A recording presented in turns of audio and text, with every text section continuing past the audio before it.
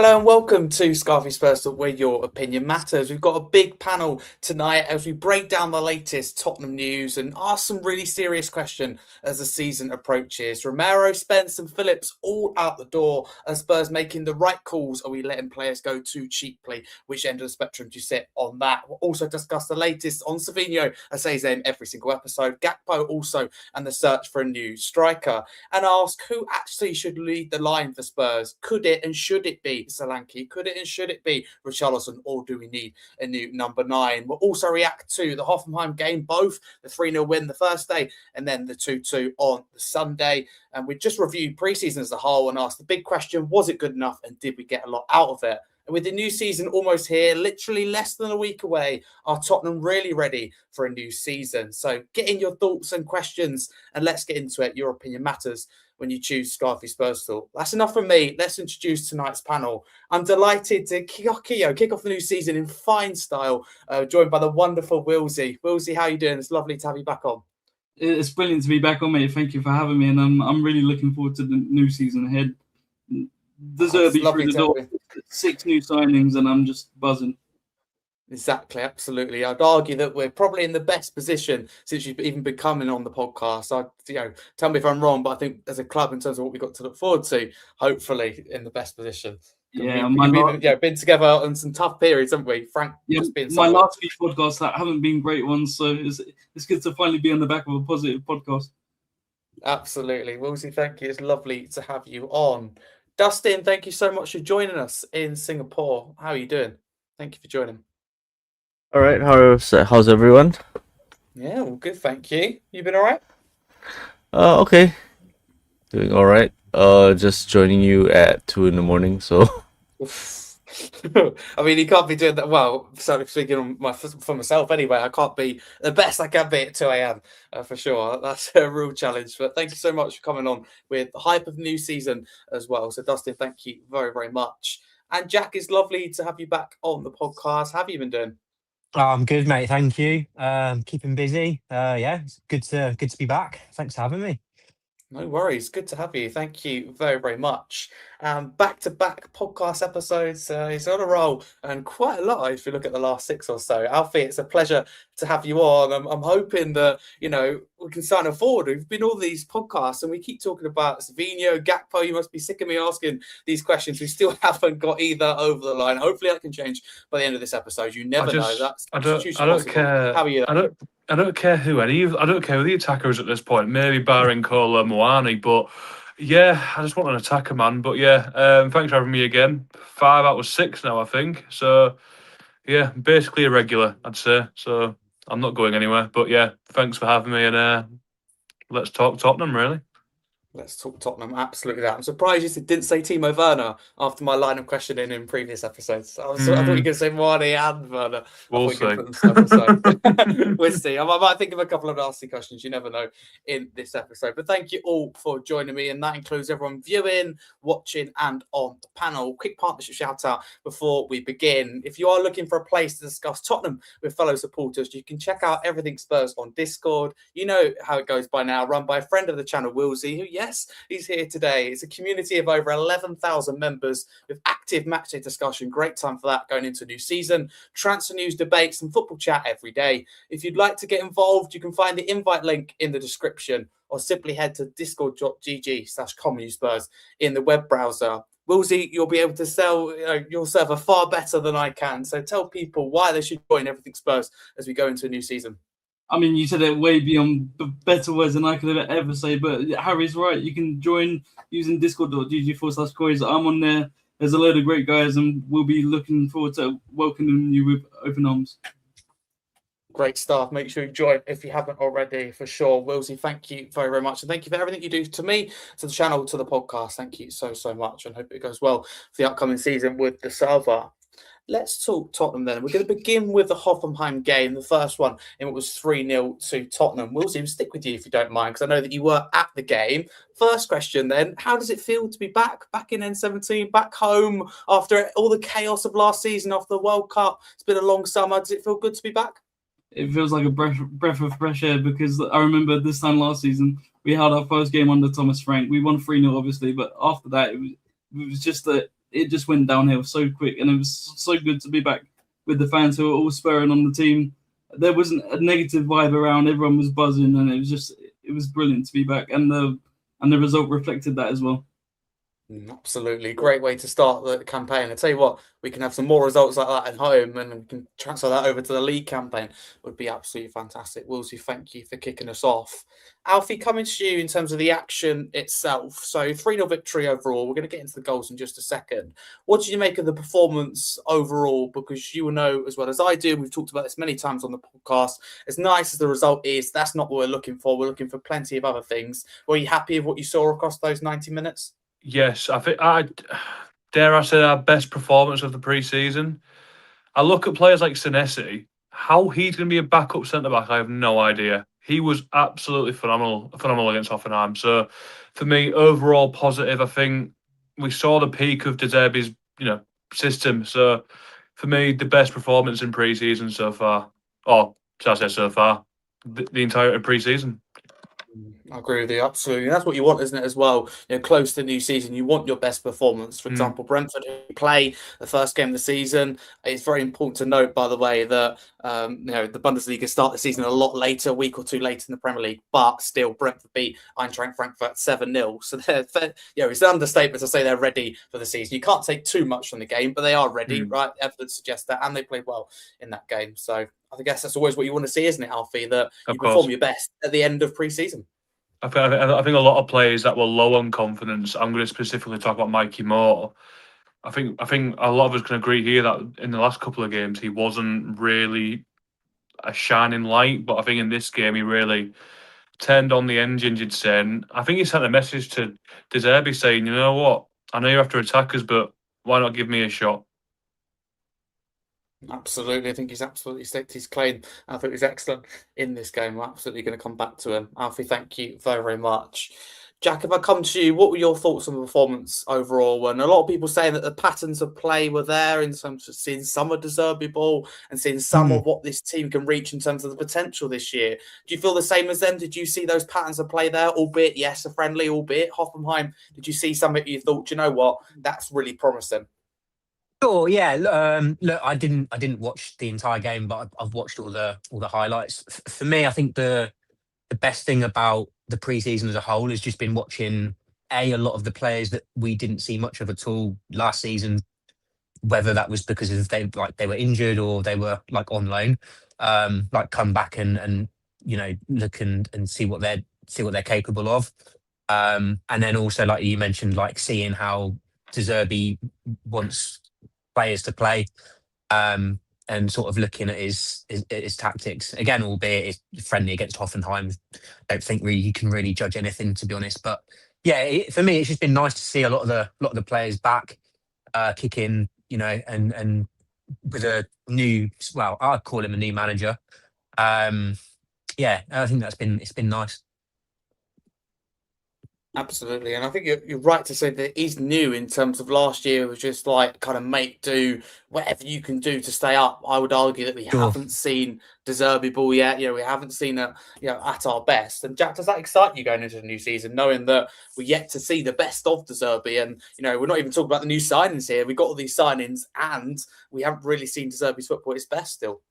Yeah, absolutely. Look, he said it himself in the interview, didn't he? He said, like, when I came in, it wasn't about tactics or anything. It was just about getting a group of players together, telling them they're good enough and that they can stay up.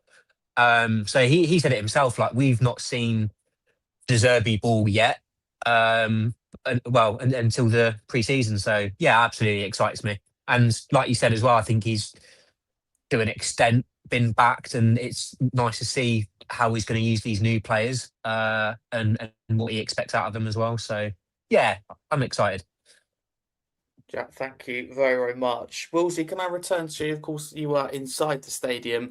So the first goal, I want to know what you made of that and whether you think that is signs to come under Roberto De Zerbi. I'm talking, the Tonali, the control and the pass, the Robertson first-time cross, and then the Richarlison first-time instinctive finish. Do you look at that and go, do you know what, this is what we can see this season under Zerbi? I completely agree with you. It's definitely a sign of things to come. Robertson's cross to Richarlison was delicious, and Richarlison's finish was just as so. I think it's a really good sign of things to come. Obviously, we still need a prominent striker. I don't know if Richarlison will be able to keep fit for the whole season, but we need someone that can poach goals. And I'm not sure if Richarlison's the guy, but from what I'm seeing for now, I'm happy. And if we can carry this onto Brentford on the weekend, I'm sure we'll get the 3 points. Absolutely, that's what the aim is, always to start the campaign off on a positive. Wheelsy, thank you very, very much. Dustin, to bring you in on this conversation. And so Robertson, of course, getting the assist there. Tonali playing a big part in the goal. Richarlison getting the goal. But the second and third goal, ultimately, we saw Mikey Moore and Tell be a massive part of that. And we saw 2 goals from Mikey Moore and 2 assists for Matthias Tell. So what did you make of in that game, that kind of partnership or duo that formed in such a short period of time of hardly playing together? Do you think that both Mikey Moore and Tell were really impressive? I think Tell basically has been doing the same thing that he's been doing the entire season. Even under Thomas Frank and even when we weren't doing well last season, Tell was the one player that was always trying to do something. In many ways, it felt like he was the only player that was straining against the constraints that Frank was putting him under, and he was continuously, he never let his head drop. So you can say what you want about, his maturity, his end product and things like that. But one thing you can say about Tell is that he backs himself and he never gives up in terms of trying to take his man on, trying to produce something. What was interesting about the partnership between Tell and Mikey Moore was that it's a flank to flank partnership, and I think that where that is really important is that the way football is these days is how teams pack the middle and how there is very rarely a free man. And normally when you have a free man, it is because you are stretching the team, and basically when you stretch a team and you try to occupy their players, there will always be a free man on the other opposing flank. So the fact that we saw 2 goals that were produced by Tell to Mikey Moore suggests that there is a pattern of play there where we try to, pull teams to one flank, get a free man on the other side. And Mikey Moore, especially for the last goal, I think, where he ghosted in front of his marker to score, I think that's going to be a really important part of like how we play, because of how there are hybrid man-to-man presses now, and that means that you frequently have your team completely marked out unless there is a free man. And I think that it's something I talked about, how we need to switch flanks better so that we can take advantage of that. And it's a good example of how that works when it's doing well. Great example and analysis as always, Dustin. Thank you very much. Can I stick with you if you don't mind? Because actually, I've got a live question here for you, in particular in the YouTube chat. Lady Webb saying, Dustin, would love to know your thoughts on Mikey Moore. With our front line as it is, would you keep him and give him some game time or send him out on a transfer? Lady Webb saying that I thought he was great Saturday. So, yeah, Dustin, what do you think of that? I think it's quite interesting that his best performances come on the right wing, when he's played most of the time on the left wing as an inverted winger. So it's interesting to see him do well on the right wing, but part of it I wonder is it the opposition? Is it specific game state? Is it one good game? It's been hard to understand where Mikey Moore is, because there were other games in preseason friendlies. I'm thinking of the games, was it in the Southern Hemisphere? It might have been the one against Auckland. But I remember that he was playing as an inverted winger in that game, and it seemed that he wasn't doing quite as well. So I don't know how much of it is that he maybe plays better when he's maintaining width versus when he's trying to find spaces inside, or when he's cutting in on the dribble. I think that Mikey Moore has buffed up a lot, and he seems a lot stronger after having played a season in the Scottish League. But what's interesting is that his best performance has been on the right wing. And if he's going to play on the right wing because maybe as an alternative to Kudus, or taking minutes away from Kudus, then maybe that's an interesting perspective to look at it. But I would love youth team players to get opportunities in our first team, but I think that it needs to be a youth team player that's banging the door down, that's undeniable. And I think with Mikey Moore, it's still, it's nice to give him minutes, but if you're counting on him, then it's an indictment on our squad building. And it's not to say that he's not a good player. I think that he will be a good player, but if you're saying that we're going to compete for the league, and I think that this is the best season to do it. You've seen with Maresca that things aren't going quite as well. You've seen that Liverpool is undergoing transition. You see that Chelsea has a new manager. So 3 traditional rivals that would normally be challenging for the league are kind of in flux and in transition. And so we have a new manager too. But that means that there's only one team that can stop Arsenal, and it might have to be us. So I think that if we want to go for the league, and if this is a time to go for it, then having Mikey Moore as your first choice winger suggests that you haven't built your squad up quite enough. Mikey Moore should be there as a squad player, not as a first team player. And if you have Kudus, and Kudus, we don't know how he is post injury, whether he'll be the same Kudus he was, whether he's 70%. So I think that there's just too much that you're counting on a player that's returning from injury to then have a teenager as your squad player. So I do think that as much as I'd love for him to play, I think he needs to go on loan. I think it's more important that he gets first team minutes, because after he gets first team minutes in maybe an upper half Champions League championship team or a lower half Premier League team, he'll come back as finished article. I think that he still needs a bit of time before he's banging down the door for a first team place. Okay, Dustin, nicely put. Thank you very much. And before we continue our planned discussion and coverage, I'm going to go through the whole panel and talk about Mikey Moore and what the panel will ultimately do with Mikey Moore in terms of keep him, loan him more. I don't think selling him is on the table, but of course I will still ask that.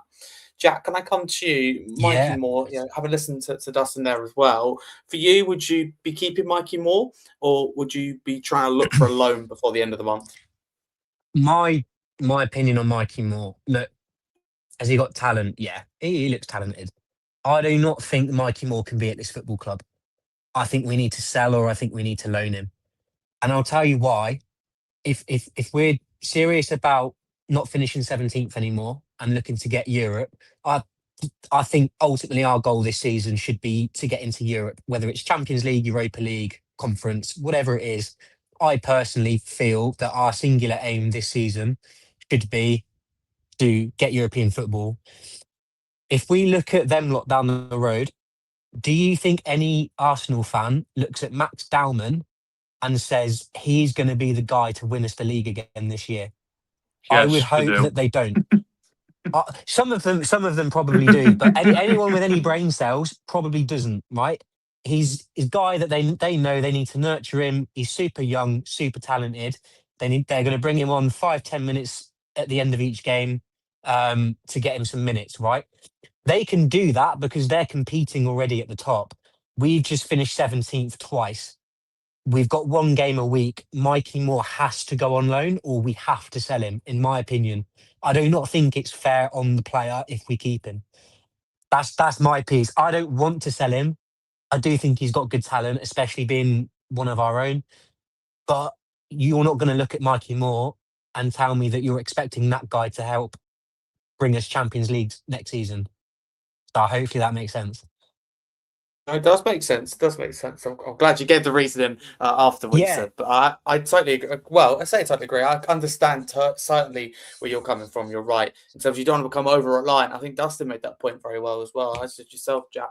In terms of you don't want to become over-reliant on. You don't want it to be an excuse for us not to sign a winger, not to sign a left winger. If it could be in addition to what we do, why not? I think that could be really positive. But I think also there will be a slight difference in terms of what's in the best interest for Mikey Moore himself and what's in the best interest of the club. And that's often, I think, the player goes online. I often believe it's for the benefit of the player.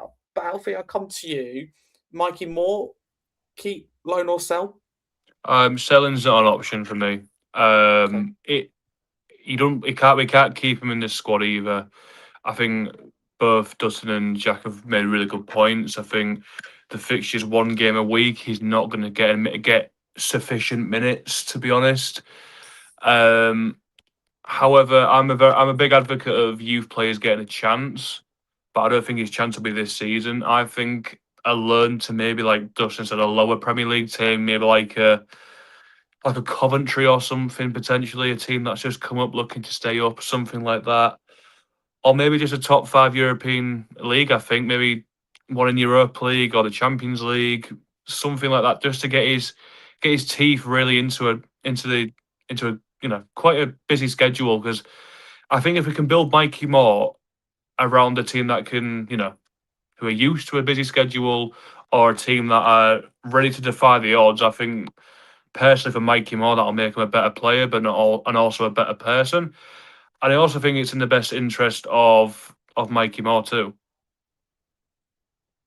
Okay, absolutely. I'd to see what does happen for the end of the window. Of course, he was expected to go out on loan to go to the Bundesliga. Again, a rule repeat that the season starts a little bit later, so there's no, let's say still, of course, they want players in. There's not quite that desperation we're seeing in Premier League clubs such as ourselves, where we're like, boom, season's here literally right now. They've got another week and a bit before I that. think the Cologne move is the right move for him. To be fair, I think he'd flourish in Cologne. I don't know why, but he just gives me the vibe that he would. To be fair, so I hope it does. Go ahead.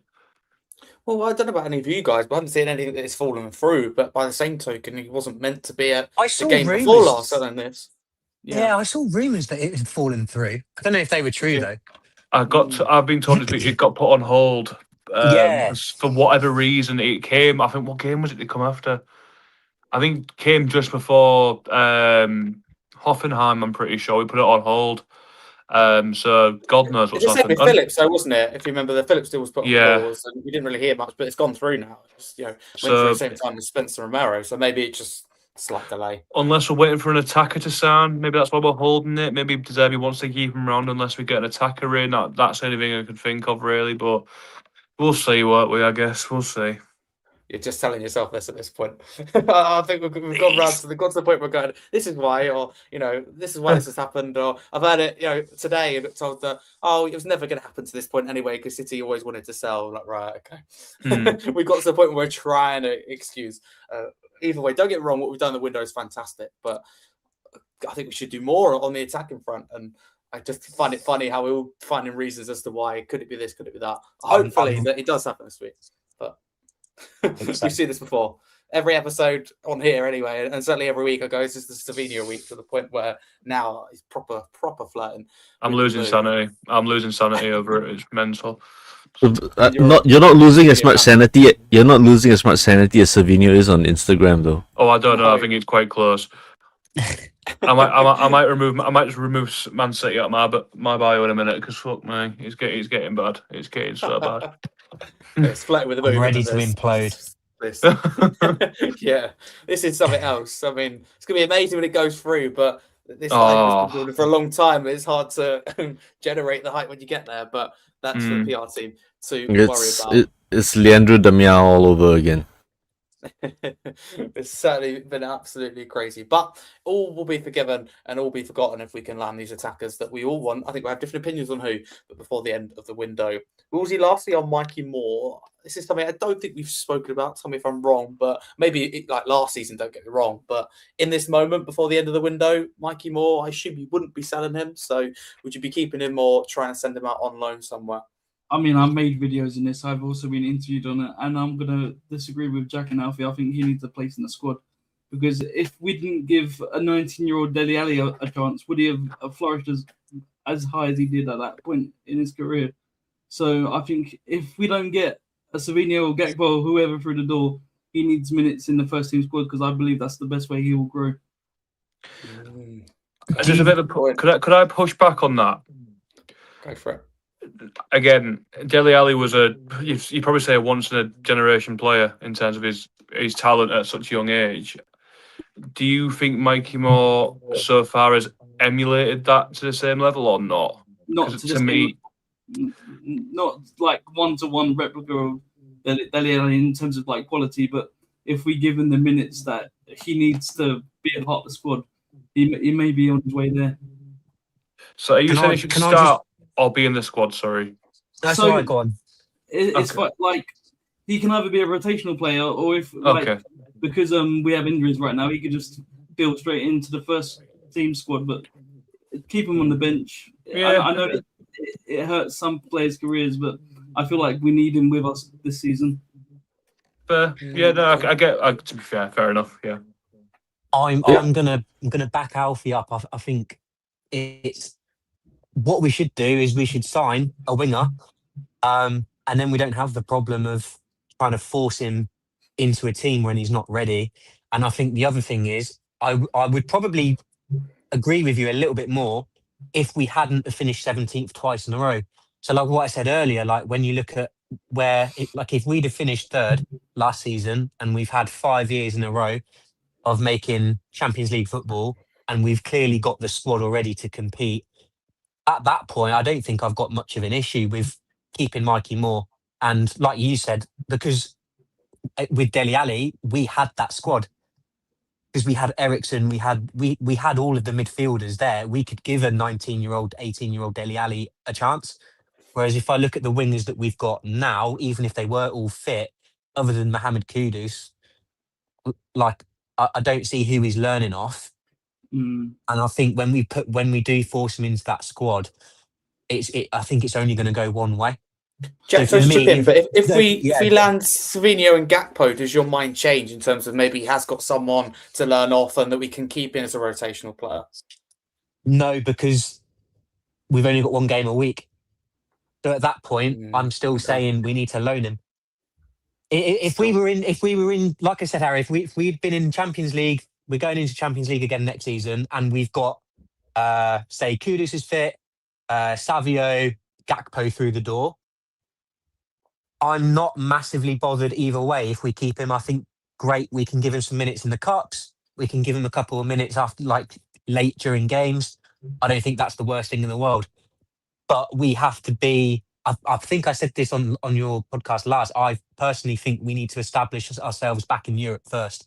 We need to have a good 3, 4, 5 seasons back to back before we can start turning around to these young players and going, okay, you're going to get some minutes. I want to keep you. That's a good point. I like different ways of looking at it. I think there are 2 points to this, which is one, he's just won an award in the Scottish League for being like best young player or something, right? He's not going to go from that to going, okay, I'm going to sit on the bench for Spurs for another season. So whatever it is, if he's not like banging on the door, first player off the bench, I don't think he's going to accept sitting on the bench with 2 other players in front of him in the pecking order. I agree.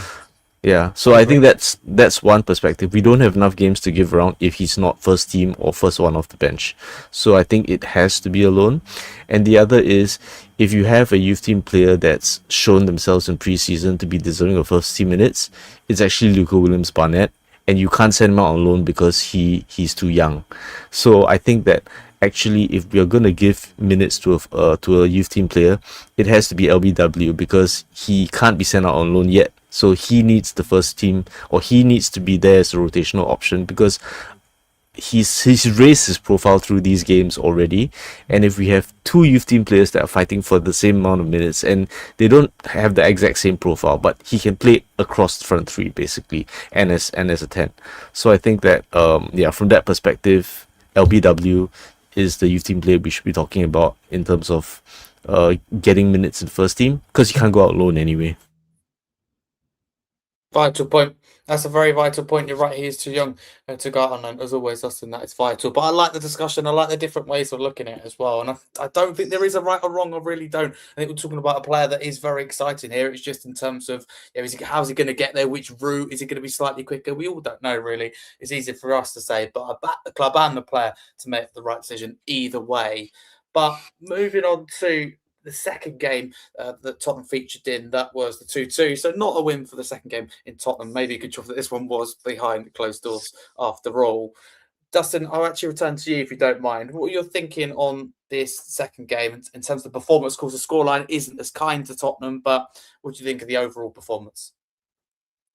I think if you look at the back line and the goalkeeper, it tells you a lot about how we don't actually, our depth isn't that great.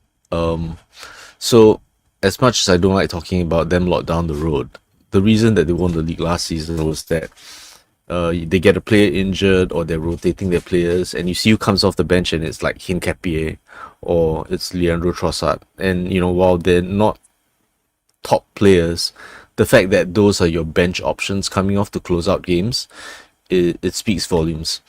So if you look at the second game against Hoffenheim, you saw what our bench options look like, and as much as we've spent a lot of money, there's still levels to the amount that we to the quality that we have coming off the bench.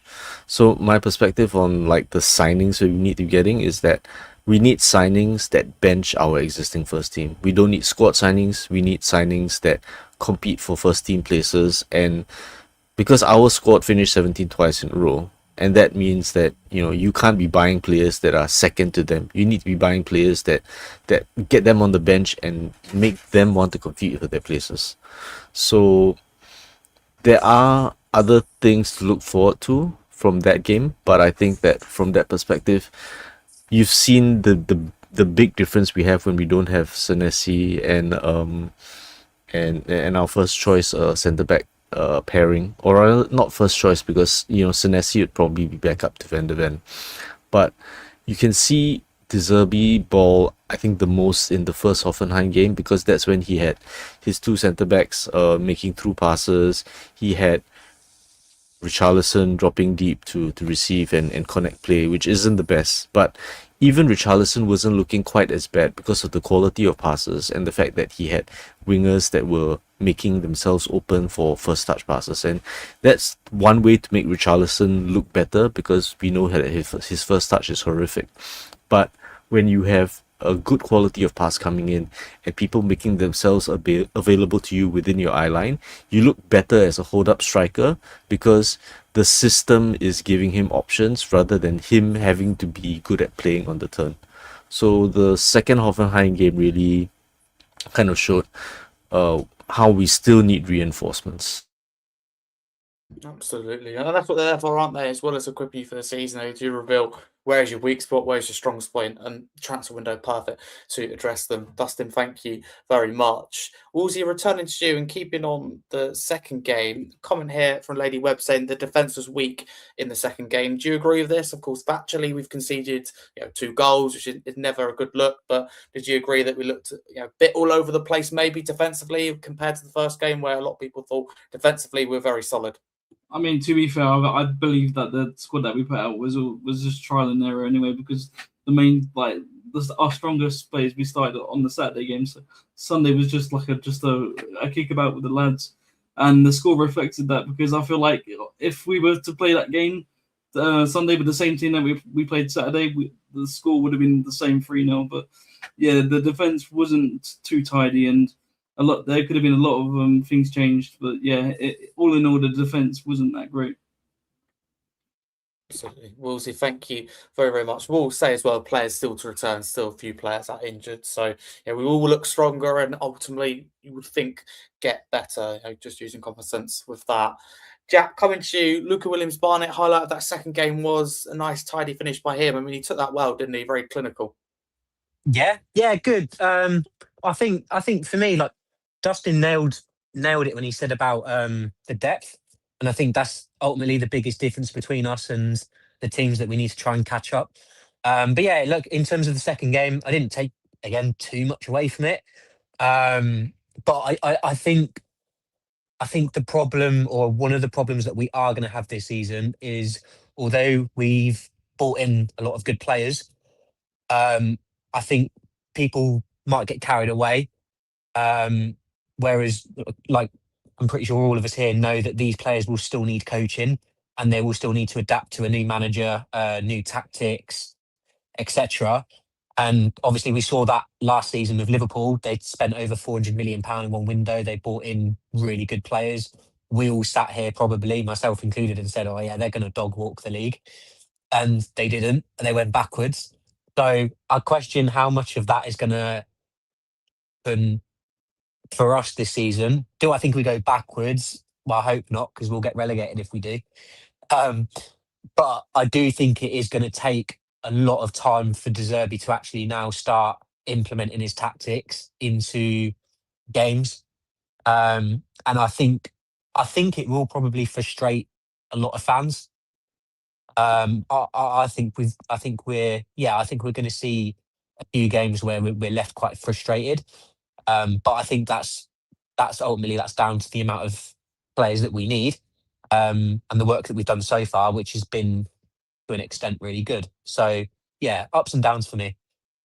Jack, just sticking with you, I know it's off topic a tiny bit, but you mentioned it there, and I think you're right to say that it could maybe not take a while, or there could be blips. That's right to say. Often we've started the campaign very well, whether it be under Mourinho, under Conte, under Ange, often Sure. around a similar period. Some have been longer, some have just been 5 to 6 games and maybe been right at the top. Others at Ange lasting just a little bit longer. Do you think this could be different, where we start a bit slower, maybe because of the preseason we've had, maybe because the lateness, even if they come at all, of the attacking signings? You think that maybe it could be in reverse, that we start slower, as the season progresses, we get better both performance and result-wise? Do you know what? That's almost what I would quite like to see, because you mentioned it just then. Like, before, we've gone flying out of the traps, and we've been like 10 games unbeaten. And like, I think it was a Mourinho squad the other day on Twitter, and like the caption was like, this team had just battered Manchester City like 3 or 4-0. And like, I looked at the squad and I had to fact check it because I couldn't believe how poor the squad was. And then obviously you get halfway through the season and we capitulate. Whereas I think it'd be nice to see, obviously no one wants to lose games of football, of course, but it'd be quite nice if our season gradually improved rather than gradually get worse to the point we then just fall off a cliff. So I hope that is what happens, but I do think it's going to be I think it will be a slow start to the season, if I'm honest. Quite potentially. We're going to get onto that towards the end of the episode. I Yes, think Dustin? I think the main factor really is what has our medical team done and what has changed, because a lot of those seasons collapsed after we had major injuries to players that we were relying on, and because we didn't have the squad depth to deal with that. So I think the reason a lot of us are banging on about signings this window is because we're just not even counting on our players to stay fit for the entire season, and that's why we're asking for signings, because we have no trust in our medical team in it being able to keep them fit. I hope that has changed, and that there's apparently been an inquest on the pitch. I think that they are they're increasing the amount of natural grass in the mix that they're putting on the trays now and stuff like that. That's something I've seen, and that there's been an inquest in the medical team, and I think that they have split the players up such that there are less players per medical team member looking after each of them. They've got customized training and stuff like that. So I think that maybe we are making some headway in improving our injury record from last season. It's good that we have less games. But yeah, I think that one big factor about why we fell off in previous seasons was that we've basically had at least 3 seasons in a row where we've had the most injuries in the league, or at least the top 3 most injuries in the league. And the number of ACLs we've had is way above normal. Absolutely. ACL injuries, hamstring injuries, and often being in Europe as well, just not having a squad to struggle at. ACLFC. ACLFC. Well, hopefully we can ditch that name before we adopt it. We do not want that at all. So hopefully less injuries, or even no injuries. Injuries-free season. I think we're owed that, to be honest. That would be absolutely lovely. No Europe as well, and focus on a strong league campaign and actually taking the domestic cups seriously. Boy, I would love to see that. But getting back on track, Alfie, coming to you. Ben Davies still scoring for Tottenham in 2026, albeit a friendly, albeit the level of opposition. But is that something you maybe had on your bingo card? Even if we go back to 5 years ago in 2021, COVID times, did you have that on your bingo card in 2026? Unk has still got it, hasn't he, to be fair. We've got to love Ben Davies, don't we? But yeah, I'm buzzing he's scored, man. I love him. There's not really much you need to say, really. He scored a goal. Happy for him. Love him, really. That's all you can say about him. I just hope he gets some kind of coaching role after his time's done at Tottenham, because he's such a big part of Tottenham. He's been here for absolutely ages. Like, he's seen all sorts of players come through, and if you got a role like a youth development, I think that'd be massive for a lot of youth players, seeing such a senior member who has been through been through the trenches with Tottenham for so many years, seen about 15 different managers, God knows how many players. I think that would be really good to see Ben Davies stay at the club after he retires, which will be a sad day. But overall, Unk has still got it, so I'm happy for him. Still got it. But how many minutes, Alfie, if you had to put roughly a number on it, you're going to hate me for that, I know, sorry. But how much roughly do you think he will play in this upcoming season? Because I suspect it won't be a lot, but I want to know how little you think. I think he'll play cup games a lot.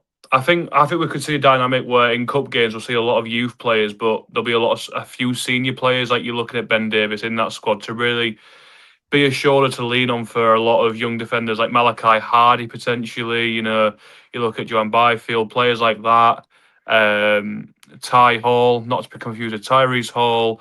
So yeah, I think having Ben Davies in a cup competition surrounded by loads of youth players could be a great dynamic that could work. In the league, I don't think we'll see a lot of him, considering we've got 4 or 5 decent centre backs now. I don't think we'll get any minutes, and we've got a lot of left back options now.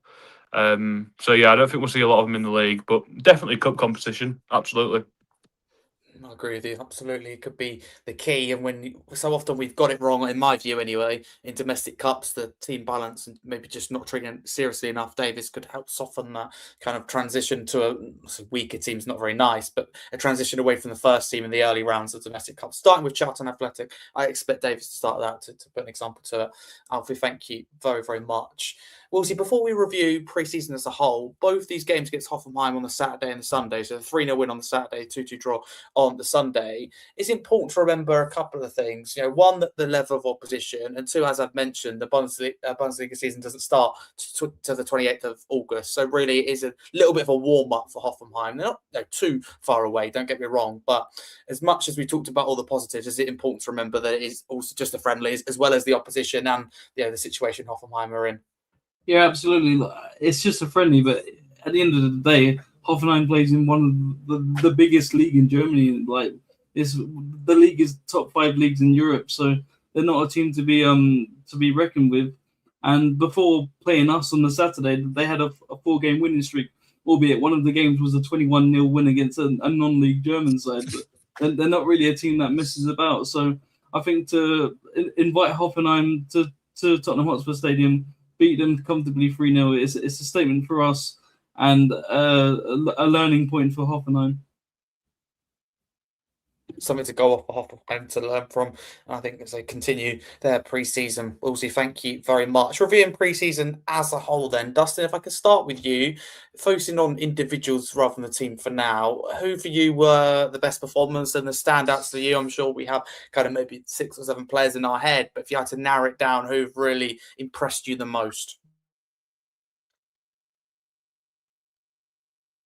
If Alfie was here, he'd say it's a boring answer, but Luca Williams-Barnett has, he's a youth team player. But if you look at the fact that he's basically been the youngest player on the pitch a lot of the time, the youth team players normally come in and they try to look like they belong. He doesn't care about that. He's got the arrogance to go, I'm going to take a man on, I'm going to play ridiculous passes, I'm going to play in the first team as if I'm playing in the youth team.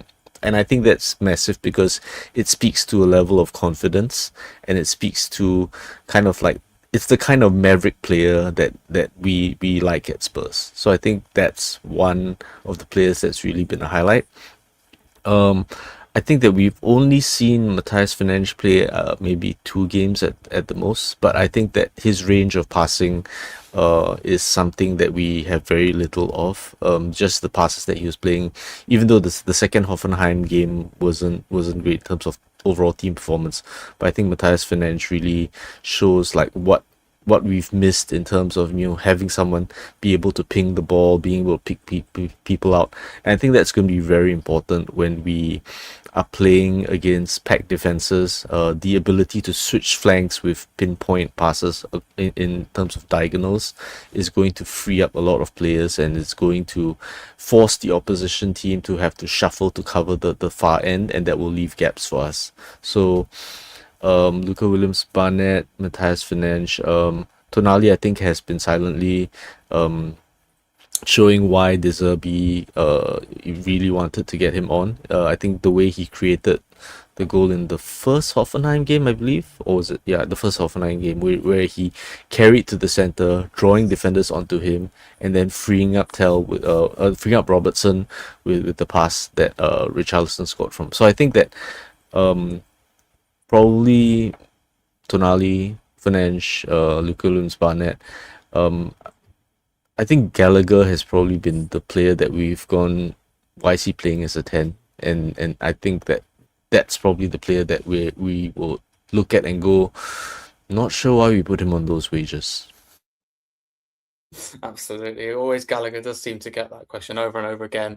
You know, why is he the highest paid, or why has he been the highest paid for a long time? And why did we sign him? And that conversation again, is he blocking the path there by well, that's one we've definitely had a few times on here before. Dustin, thank you very much. Jack, I'm interested to know for you who's been your standouts for pre-season. Mine have been Tell, Williams, Barnett, Kai Matten and Gray. I've had to narrow it down to 4. I'm interested to know who, if you had to pick a similar number, 4 or 5, who they would be.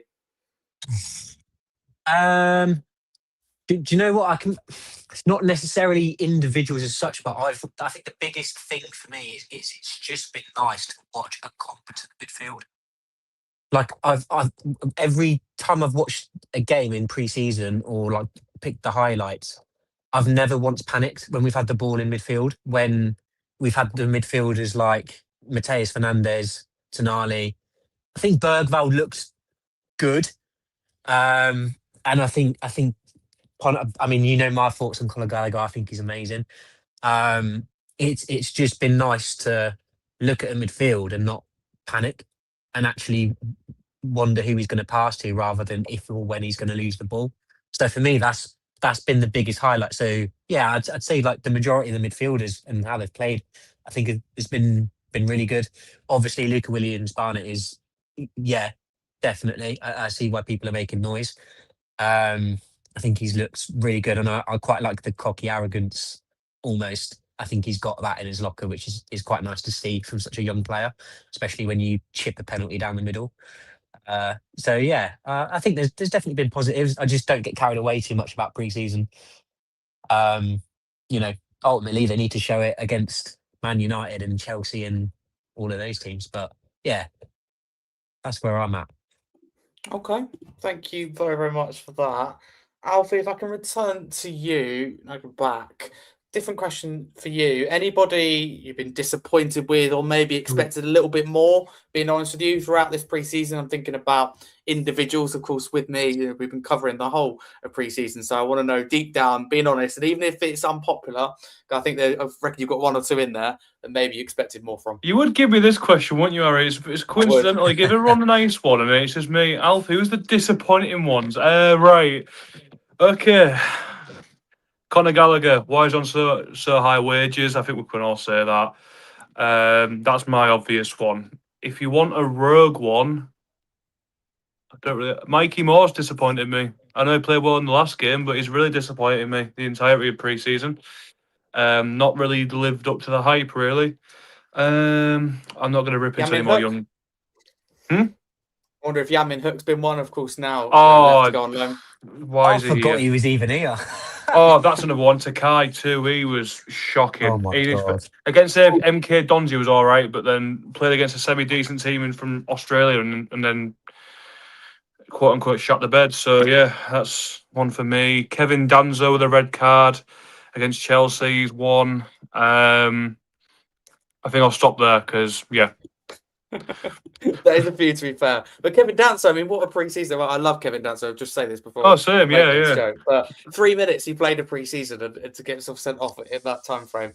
And originally the ball goes under his foot as well. So a pre-season to forget. Literally not forget because he already played in it as well. So definitely not good from his part.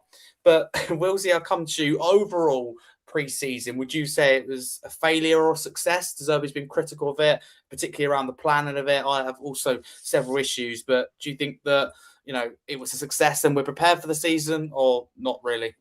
I'd say it's a bit of both, Harry, if I'm honest. Like, if you look at previous pre-seasons, we had, I think it was Wickham and Luton in one day, and we drew against both teams, both being in lower league teams, and we didn't really have a sniffing against them. But I think we've made a statement this summer.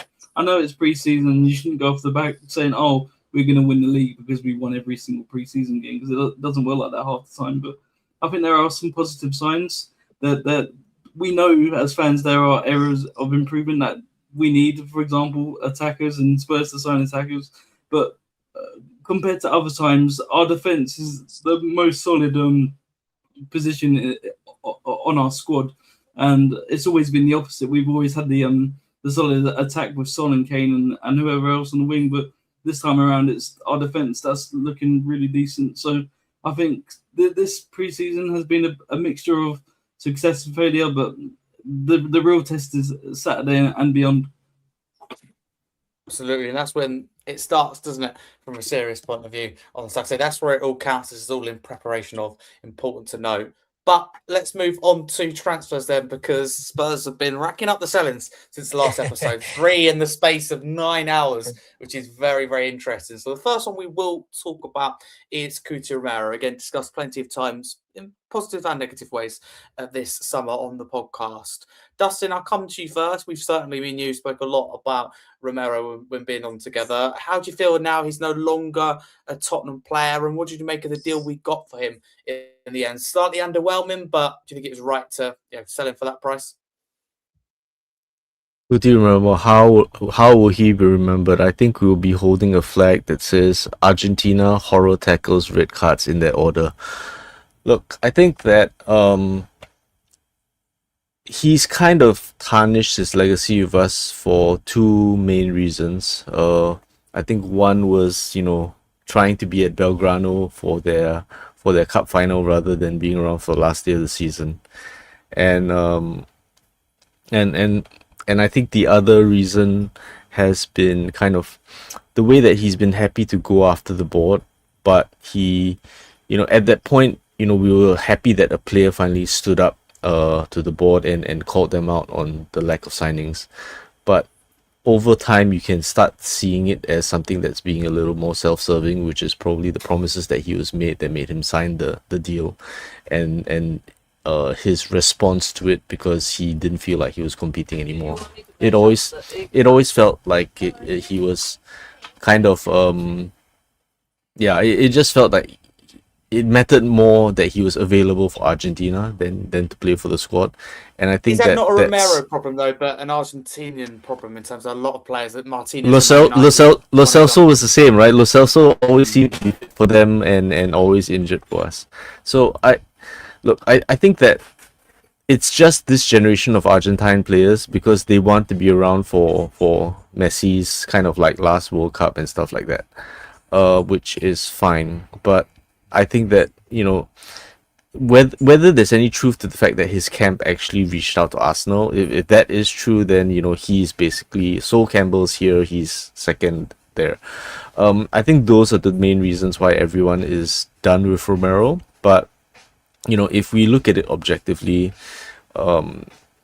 you can say that, he was a terrible captain. I think that, what he did going to Argentina for last game of the season was terrible, and that's why he's a terrible captain. But there were times on the pitch where we had games where we were going to lose, and as a captain, he went up as a centre-back and scored a goal, scored a bicycle kick. He was basically, after Paulinho and Richarlison, he was our 3rd highest scorer. So if you want to say that Paulinho saved us from being relegated, or Richarlison saved us from being relegated, realistically you have to say that Romero's goals also kept us up. But I think as a first choice centre back, playing 62% of your available games is ridiculous. To miss that many of them through injury and suspension is not acceptable.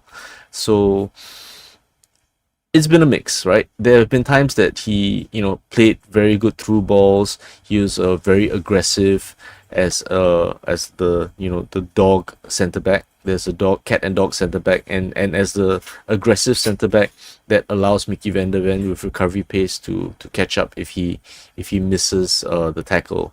It means that we were able to play a very aggressive style under Ange, and I don't think he could have played that style under any other centre back pairing.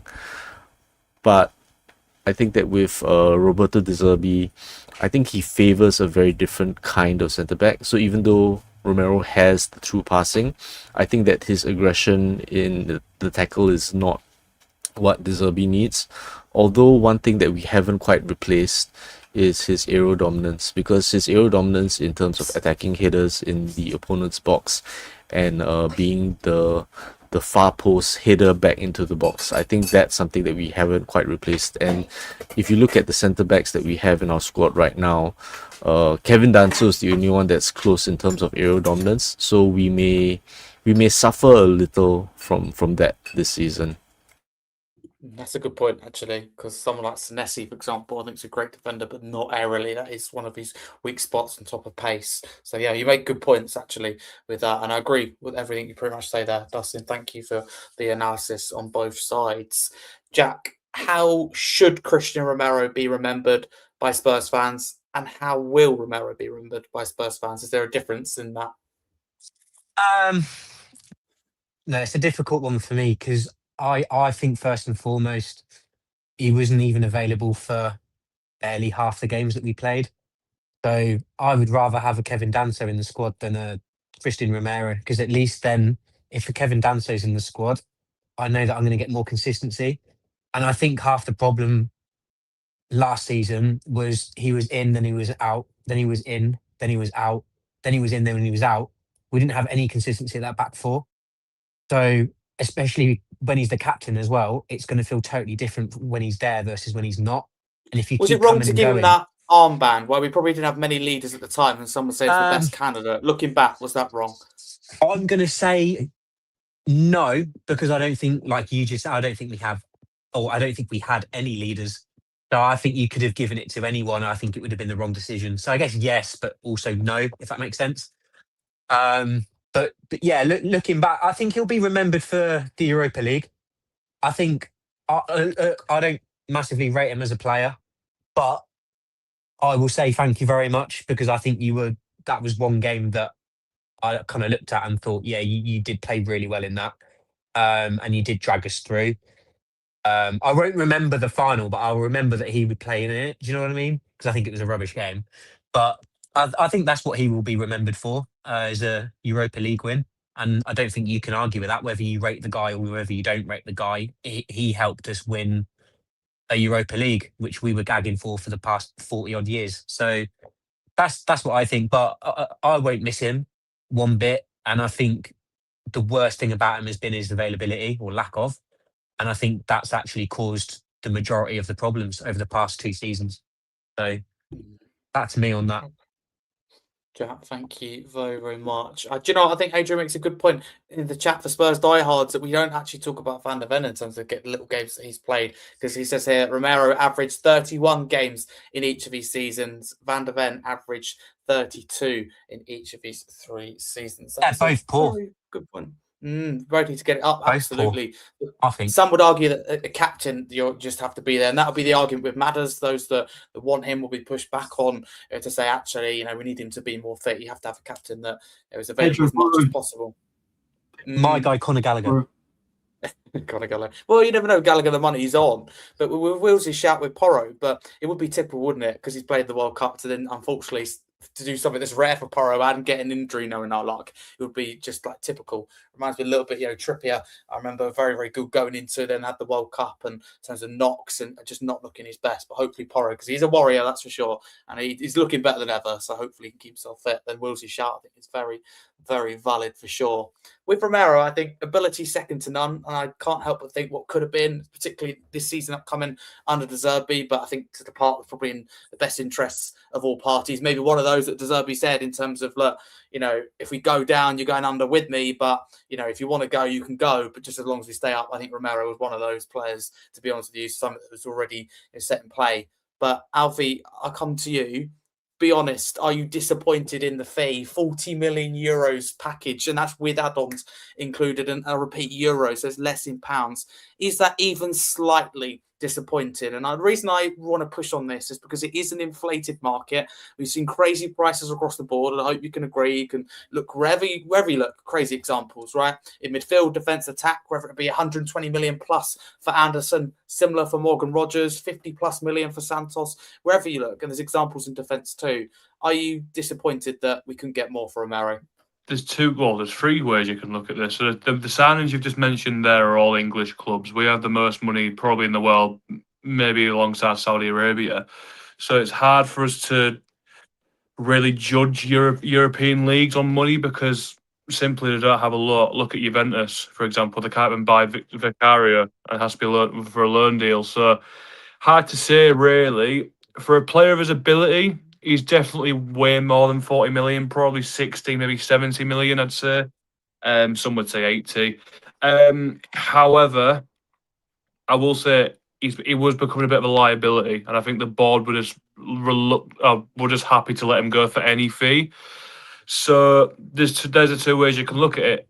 Either the European leagues, the other top four European leagues didn't have the money for him, or the board just wanted to get rid of him as quick as possible, to be honest. But I am disappointed in the fee just due to his individual ability because, like you said, Harry, you probably put him as a world class centre back, to be honest, in terms of ability. So overall disappointed, but I get why, to be honest.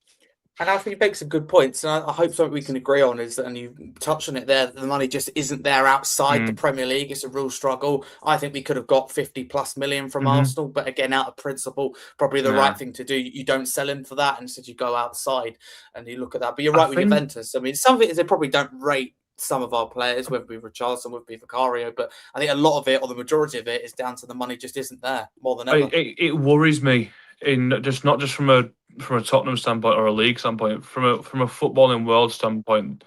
There's so much money going around, but some of the biggest teams in the world aren't getting that money. Juventus are in the mud. Juventus, Atletico, it's a real worry. Even the top Spanish worrying. teams as well. Like these are Champions League pedigree clubs, and they can't afford players. It's worrying. I think the UEFA and FIFA and clubs like that aren't doing their due diligence. It's a whole different topic we can talk about, so we won't do it here. But I don't like the way football's going at the moment. I think we'll see a lot of big European clubs, fall to it, unfortunately.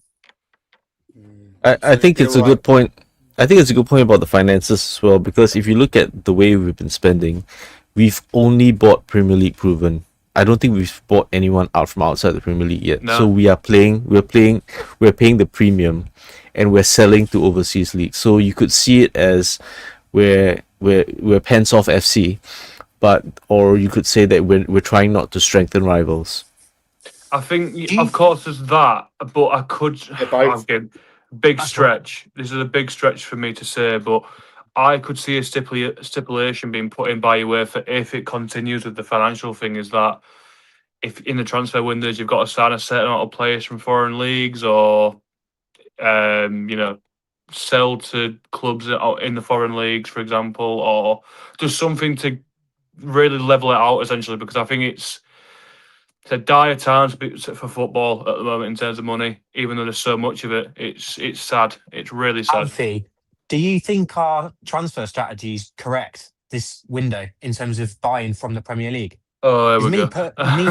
Me personally, I think there's more talent in foreign leagues, and also, like you've just said yourself, like it seems to be a lot cheaper. So I don't know why we wouldn't find talent from other leagues if it's cheaper, but also potentially better as well. I mean, because everyone's ready for now, I think is part of it, maybe. But you say that though, Harry. Like at the start of the window, before all these links, I was talking about players like Ez Al-Zouli from Real Betis. I think he's a baller, the Moroccan. I'd have loved him. He's such a Tottenham player. He reminds me of Savinho, and he'd have cost us £40 million. You look at Nusa, for example, there's talent there. You're not going to be paying £100 million for him. You look at 60. Like, there's players out there that. Are we also saying? Sorry, go on. No, I just want to say the reason why there's so much more talent outside of the Premier League is because teams can't afford to pay the premium of Premier League players, so they've got to invest in the youth. Look at Yamal, he came through. Look at Barcelona. Look at Gavi. Look at Pedri. You see all these players come through because they can't afford it, and they've got to rely on the youth academy. That's why I think that's why English football that's why I don't like English football. You see a lot of youth players not get the chance that they deserve, but then you look at European clubs like Barcelona, Real Madrid. they're using the youth and they're reaping the reward of it. They can sell them for premium prices to the Premier League because they know we'll pay it. And if we don't pay it, Saudi Arabia will pay it. That's why European football's winning.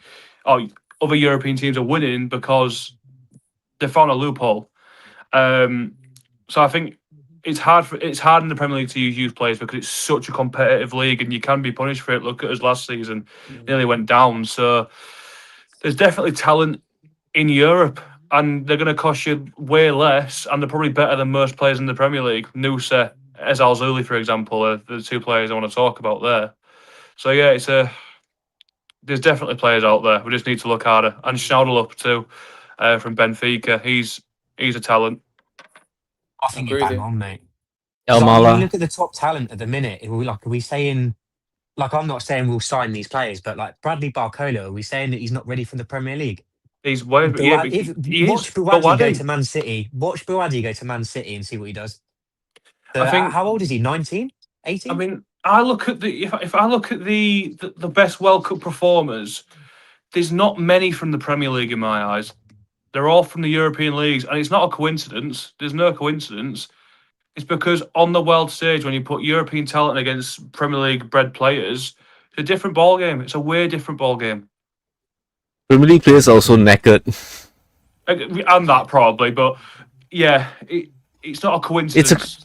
It's a combination of all those things. Yeah. No, of course. Yeah. Yeah, that's He my makes a good biggest thing in point. football at the moment is the whole European versus Premier League debate. I love having that conversation with people. And Alfie, I personally think you're right. I just don't think we're going to sign a player outside the Premier League No. before the end of the window. I think Because- Deserby's that right. It's got to be I Premier agree League. I with think that he's as set his well. boundaries. There's a Rightly or problem. wrongly, I think that's what it is. And I think it's the fan base that have caused that because there've been so many years. I think the last 2-3 years we've been bombing on about getting Premier League players, but now we're doing it. We're complaining.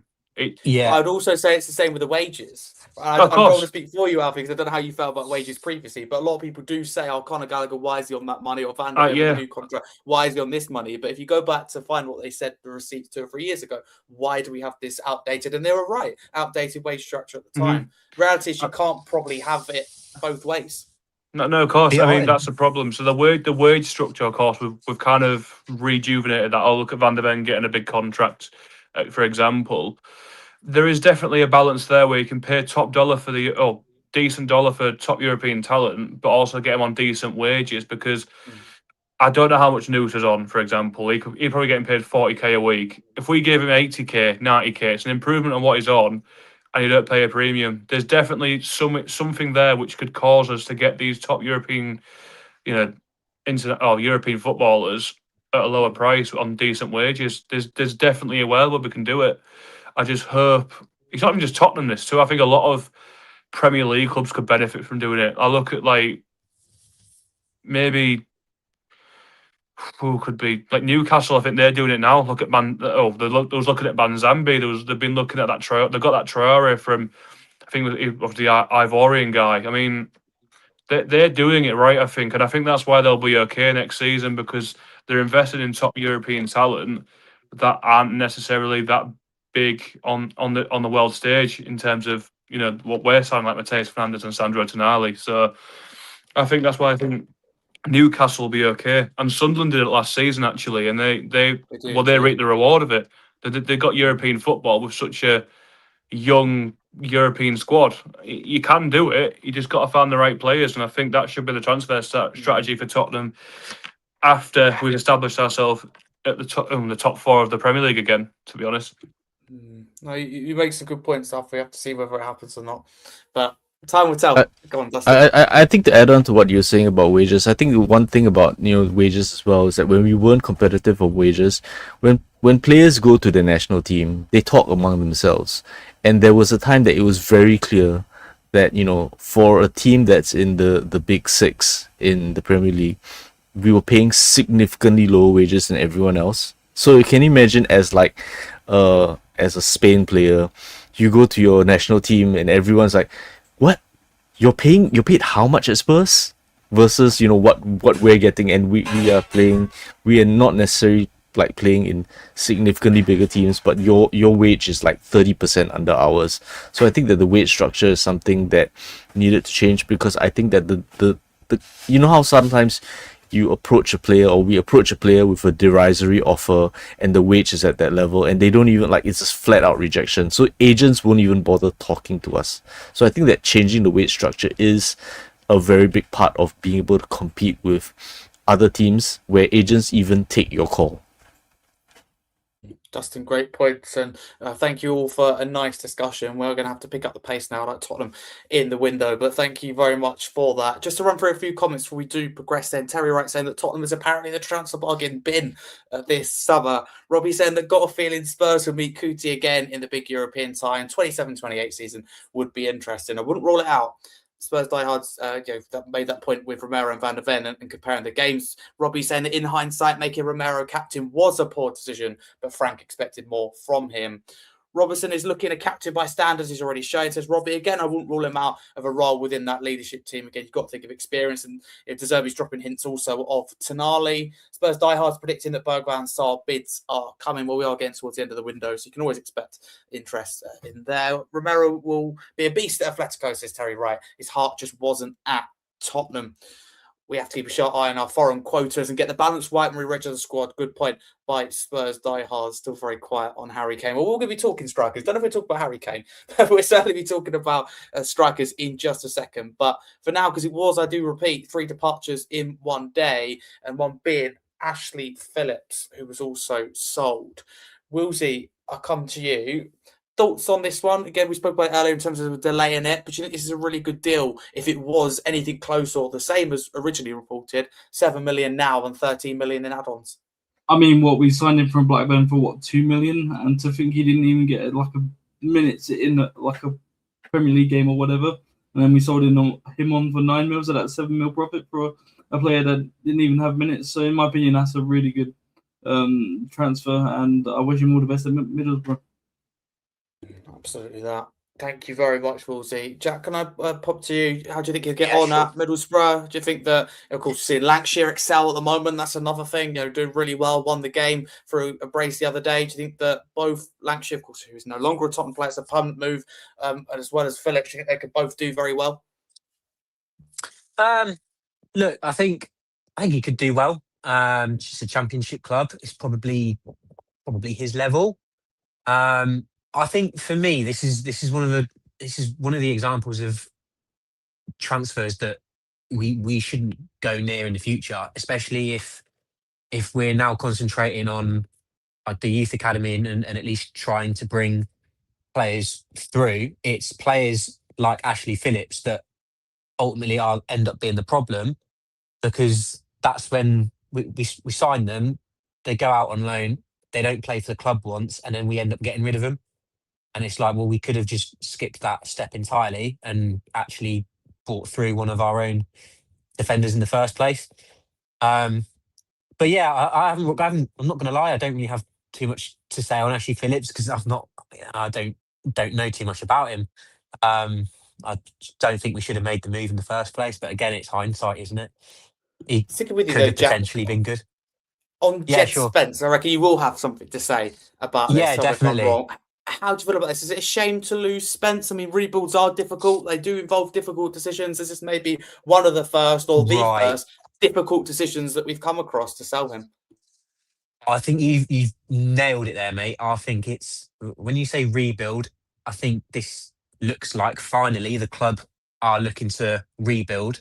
I think a rebuild isn't just getting rid of a couple of players. A rebuild is looking at all the players that don't have their heart set or want to move on to bigger and better things and going, off you go.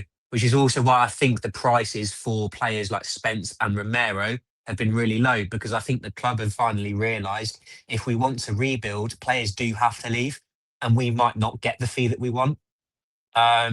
So typical under Levy, penny pinching and everything. I think the club have finally realised that actually, if we really do want to rebuild and take 3 to 4 years of building a proper squad to eventually compete for things, some of these deals aren't going to go our way, and that's absolutely fine.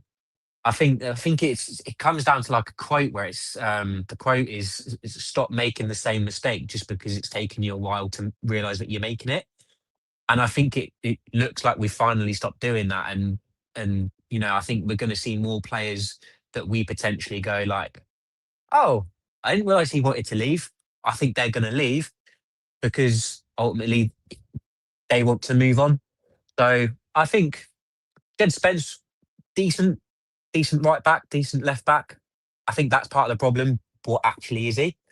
Happy for him, happy that he got his move. But I think ultimately, if he wanted to move, then I think we've done the right thing. And I'll give the club credit. This is one thing I'll give the club credit for, is the fact that they look like they are starting to move a lot of players on, regardless of what fee we get for them. So, yeah, I'm happy ultimately. Okay, Jack, thank you very, very much. Wheelsy, how do you look at this? Do you go, it's another sale, 27 million, well done Tottenham, really racking up the sales? Or do you look at it and go, this is far from ideal because it leaves us with just Pedro Porro, who you rightly mentioned earlier, Wheelsy, is always fit, durable, or is reliable, but it does just leave the pressure on him after a World Cup where he literally got to the last game with Spain. So there's a lot of pressure on him because it means that either way, the pressure's on him or we dip into the fullback market. So that, and we got £27 million if you convert it from 31.5 million euros. Again, is that a disappointing fee? I mean, I was very vocal about this transfer. I didn't want Spence to leave. I think he made a statement at the World Cup, and a lot of people put him down and said he wouldn't perform, but he did. And like at the time, he was a Spurs player, and I was really looking forward to seeing what he could do for us, like what he did in the World Cup. But he didn't get that chance because we sold him to Inter. And the best of luck to him. I think 27 million for him is okay. Like you said, there's been an inflation in the market, so maybe we could have got a bit more for him. But all in all, I feel like he still should have been a Spurs player. But what can you do? It's already done. Do you think he'd do well though, Inter, Wheelsy? I think he's going to smash it. I think he will be absolutely brilliant. I mean, he's with John Stones now, isn't he? So that partnership, they will thrive, and I think they'll be one of the top Italian teams again. Absolutely. Inter making 2 or 3 signings where they're looking very, very strong. So it'll be interesting to see the campaign they have away from Tottenham. Willsey, thank you very much. Dustin, coming to you for Spence and also for Romero, for both of them. Is it disappointing to get just north of £60 million for them both? Because I think all of us could accept, even though Spence would be harder to lose both Spence and Romero if we get the fees. But looking back, he's slightly disappointed with the fees, or do you think it's made up from the fact that maybe we maximise what we got for Lancashire? Some would say for Vuskovic, definitely for Phillips. I just want to know your way you look at it. You're always going to get less if you sell overseas. I think that's just the reality of it. The premium, we're basically at the stage now where a Premier League team that fights relegation can probably outspend Atletico, or they can outspend all but the dominant teams in the top 5 leagues. So that's the kind of money that the Premier League has. And what that means is when a Premier League comes to buy your player, you're basically going, okay, it's payday, right? And so we sell to teams at a discount. We buy from teams at an inflated rate. We are the rich tourist that comes to Southeast Asia, and everyone's like, oh yes, for you the price is 3 times. In the menu that we can only read in my language, it's like whatever it is. So look, Daniel Levy would never have sold him at those levels, but that would have meant that they would have stayed at the club and been dissatisfied with their minutes. And there's a level of toxicity that you don't need when you have a team that's trying to push for something. So I think that we all knew that Romero was going because we already had signed his replacements. I think the question to Spence really is that it's exacerbated by his performances in the World Cup, where I think arguably we were thinking if he's leaving, he's at least increased his value. But then we sold to Italy, where they can't afford it. As for why Spence was sold, I suspect that De Zerbi doesn't rate what Spence offers, and to be fair to Spence, what he offers is very good ball carrying from deep as a winger, but De Zerbi doesn't want to build up that way at all. The way De Zerbi wants to build up, you can see from his centre backs. He's got centre backs that can make elite through passes. Marcos Senesi played more through passes than Spurs did as an individual, right? Last season. Van Heck is not far off that either. Exactly. But well, it's not hard when Spurs played 7 through balls the whole season, right? So I think the main point is that if De Zerbi has 2 elite through passing centre backs, what does he need a carrying wing back for? So I think that he just, like, one of the best aspects of Spence's game is not the way De Zerbi wants to build up play at all. Then what he has is basically a good, cover for wing back on either side. I think Spence does play good one-touch play, but I think that De Zerbi probably didn't see enough of it, because there were aspects of during Thomas Frank where, if in the rare occasions we played down the centre, when there was good one-touch play, it was Berrival, Spence, Gray, and Xavi Simons. But that didn't happen often enough because it wasn't a pattern of play. So I think that De Zerbi would not have seen Spence's ability to play that, and therefore he's like, oh, he's surplus to requirements. So I think that's the reason Spence is gone, is because he just doesn't fit the way De Zerbi wants to play, and he doesn't fit what De Zerbi wants his wing backs to do in the attacking thirds. I agree with you, Dustin, absolutely. I think, again, one of those players that maybe said, look, time for a new challenge. If we stay up, I'm allowed to go, one of them, and then the club have to stick to their promise. Like with Romero, it's easy for me to sit here and go, oh, we should have got more. I believe he's worth more. But again, when the camp starts putting pressure on and maybe a promise was made to sell, then you are put in a difficult position, particularly when you go, look, we're not selling to the Premier League, we're not selling to Arsenal, etc., and probably rightly. Alfie, coming to you before we move on from Spence. Comment here by Robbie, who says, Harry Munoz in for Spence. Would you like that? I'm going to redivert that question to you. Would you like Daniel Munoz or not? I would, but it's a question of would he be willing to be back up to Pedro Porro? Probably not. So I just don't think it's realistic. But I'd like Munoz. I think he's a solid Premier League fullback. Is he the answer? Probably not. But yeah, I like him. I really like him. But I think you pay a high fee for him because he probably is Palace's best player behind Wharton, you probably say. So you probably pay maybe 60 million for him to be a backup. So for me, I'd avoid it, to be honest, and find like a Nico Williams potentially, who you could get for half the price. Good shout. That's one to watch, I think, Nico Williams, because he can play left back and right back. Mhm. So that is definitely one to watch. But again, we do probably have to go back in the full-back market, and time is running out, because like you have Fabrizio Romano, which we'll get on to, say that still 3 forwards are coming in from Tottenham, Gakpo, Savinho, and a striker. I've seen four coming in. I've seen reports saying that we're actually not going to be dipping into the fullback. I can't speak apparently. We're not going to be dipping into the fullback market until January. I don't know if that's true, but I hope not, because we need cover. So the truth is, right, we've got Archie Gray for right back. Oh God! Harry's not keen on it, according to Survey. That was sarcasm. Well, maybe we might turn to that though. You might genuinely be right. No, I've heard shouts for it. Yeah. I'd rather have Johan Barfield though. I don't think we're going to sign a fullback, but if it is, it'll be probably Williams, you're right, from Forest. But to progress for now, some news on Vicario. Fabrizio Romano reporting today that Juventus agree a deal to sign Vicario from Tottenham. Here we go, those famous 3 words. Spurs accept a loan proposal with buy option clause, not mandatory though. Vicario wanted the move and leaves Tottenham today. New goalkeeper for Juventus. Looks around £8 million, 8.5 million, as well, around about that for the buy option, not mandatory. Originally looked like he would be if we went back a few days ago.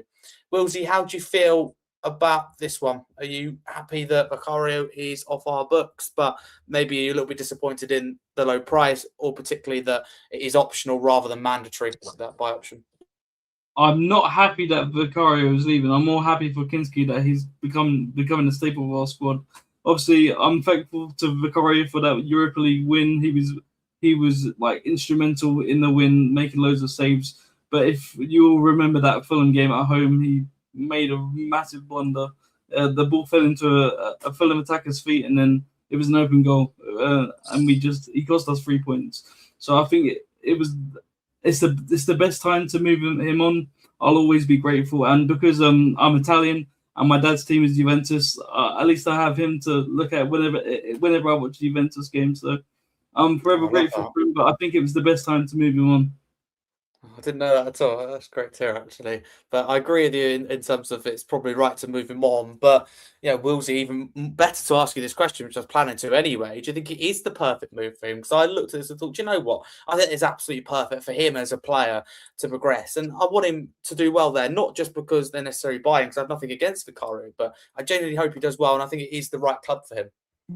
I think for any player to play in the league where they are from, I think that it's a sense of comfort, and I think he will really thrive at Juventus. Obviously, Juventus have fallen off a cliff in the last few seasons where they were like dominant in the Serie A for years. But let's see how it goes for Vicario. Hopefully, he plays well. But yeah, I'm not too sure how he will like perform with the Juventus team. Absolutely. Willsy, thank you very much. Alfie, as you know, with things like foreign quota, the likes of Vicario, they had to move really out the window. It wasn't really a case of, oh, let's keep them and just see it as a backup, because foreign quota is currently an issue for Tottenham, less and less so with all these departures in the last few days, some confirmed, some expected. But are you a little bit disappointed that the fee wasn't a little bit higher? Again, selling outside the Premier League, we knew it would be low, but originally we heard that Tottenham would want 20, then it was like, can we get 15? But under 10, single digits, a little bit disappointing. Not really. I think we was always going to lose money on Vicario, naturally. It's a good move for him. I'd like it to be mandatory, just so we can officially get him off the books, because I don't think he's technically off the books yet because he's on loan. So I don't know if that'll go against our foreign quota or not. But we'll have to see. But yeah, I'm completely down the middle, to be honest, mate. I don't really have much thought on it, to be honest. I think I'm happy he's moved on. I'm happy he's gone to a club in his home country, like Wheelsy said. So for me, I think it makes sense for all parties, to be honest. On a different note, or similar note, but a different angle, what do you make of this comment here in the YouTube chat from Gaz? And big up to him. He says, notice how all these recent departures are Levy signings, and we've taken a lot on all of them. Just shows a change in chairman was needed for many reasons. Do you agree with that? And can you see the link being made there? There's obviously a link. I will just say that the board's only been here for, what, a year, if that, and then Levy was here for nearly 20. So it's kind of hard to... It's kind of a bit of a stretch, because every signing we made for the last 15, 20 years have been Levy signings. So kind of harsh to say that. But I think the money side of it is very telling. We're losing money in all of these because I think Levy overspent in the wrong areas on the wrong players. So I wouldn't so much say that the sales of these players are down to Levy. I think it's the money side of things that are down to Levy. That's all I'd say. Okay, that's a good point. How do we know they're Levy signings? Sorry, just curious. Like, what is a Levy signing? Yeah. I mean, I think Vicario will be used because if you remember, we were linked with David Reyes. I think that's typically seen as, we budgeted and saved money. 17 million for Vicario rather than 30 Reyes. But away from that, it's difficult to know, isn't it? Who's the club? It's like the Luis Diaz set was after Luis Diaz and went for Kulusevski. Obviously, of course. So some are like, I think Joe Rodon is with the way Mourinho goes, I don't know who this fella is. Like you know that is a club signing, and some would have said actually Spence, believe it or not, maybe was one. Some but I take your point, Jack, that apart from the obvious, that we don't really know, do we? Like Kulusevski, you just said was like a Levy signing, but I don't think anyone would call Kulusevski a Levy signing because I feel like he's a Paratici signing. Him and Bentancur, Juve. I think it was all down to Paratici. I feel like any Yeah, I feel like any signing that doesn't work out was a Levy signing because it didn't work out, and then if it did work out, it was like, the manager. It was all the manager. It was you the are manager right. that signed it. Yeah. Do you know what I mean? I think we know too little about the inner workings of the club, and we just if we want a scapegoat, we pick a scapegoat and we say this sign is because of you, and we want to credit someone. It's like, this sign is because of this manager or Don Paratici or whatever. So I feel that we kind of over extrapolate based on limited information, and only club insiders really know. It's a bad habit, I feel. To play devil's advocate a little bit, surely Daniel Levy has the final say in all these signings. Of course, he'll review all these signings. We'll do it, essentially. So it's 50-50. I don't think maybe apart from like a few, but Yeah, I get what you're both saying. I think we do scapegoat a lot if things go wrong. So I couldn't disagree with you, to be honest. So yeah. I just think we need to be confident in, like, if you think a player if you think a signing is genuinely a bad signing, I think you should call it out. Same way, if you think the club makes a great signing, I couldn't care less who put pen to paper first. Like, whoever was responsible for Sandro Tonali, Oh good. yeah. Like, do you know what I mean? We have to just be honest. If we We make don't know that's the if truth. our Like, next signing is we a crap blasted. signing, we need to say it. But that's the thing, is we probably all blasted, myself included, Vinay and Lange. But are they the driving reason behind this good window? You don't want to give them credit, you don't know if it is, but at the same time, you don't want to give them stick in case you just don't know, do you? We can all pretend. Exactly. A lot of people certainly I would. think the problem is with a lot of Tottenham fans, we've had this for 15, 20 seasons. Well, you could probably say 15, 20 seasons anyway. That the board have let us down in the transfer window. We're very much hesitant to judge signings truthfully, because if they do work out, fantastic. If they don't, we get the stick for it. So I think a lot of Tottenham fans are scared to show their real opinion on good signings because of how much disappointment we've had over the last 15, 20 seasons. Yeah, Harry, I'm going to shoot if that's all right. I've just before we go though. Yes. I think, and this is what I've been dying to say all podcast, I still think the board are letting you down, because I think it's embarrassing that we have not had any forwards come through. I feel like this forward line, genuinely believe this. I truly believe this is the worst forward line in the Premier League. If Kudus is not ready, I think this is the worst forward line in the Premier League. Leeds have a better forward line than us. I'd probably back Coventry. I think Brentford have a much better forward line than us. This is a shocking forward line, and it is embarrassed that it has not been addressed. And I do question if they just pulled the wool over your eyes because they've made some really good signings and they've spent £100 million on a player. I'll leave you guys with that. I'm going to shoot. Thank you very much for having me on. Bombshell. No, thank you. Yeah. Boom. Mic drop. Bomber. That was a Deserby bomber that you're on about. There it is. It was. You saved it for the end. There you go. But Great yeah, stuff. no, thank you guys. Cheers. Thank you for coming on Scarfey Spurs. It's a pleasure to have you once again. Quick fire question then, and thank you to Jeff for coming on. In the YouTube chat, guys, I said, question for you all: who are you keeping, who are you selling out? Richarlison and Solanke. Short for time, so it is quick fire. So I'm looking for less than 30-second answers. Wheelsy, you're going to hate me because I'm going to give it to you first. Sell one and keep one. Hypothetical. I've already got my answer. It's Solanke. Go for it. Solanke. In all honesty. Really? Okay. Yeah. Anything like, has that shifted throughout the summer, or has that been your feeling for some time? Well, if you look at the numbers, Richarlison's been the most consistent for us since he signed. And he was back up to Harry Kane, but after that, he's been performing. I know he's injury prone, but he's our best at number 9 right now. That's just the truth. I feel like every time Solanke steps on the pitch, he loses the faith of Spurs fans. And that's something I've said before, and Richarlison the opposite. So I think the more these two play, I think Richarlison wins this debate. I think if we had this before pre-season, it's different.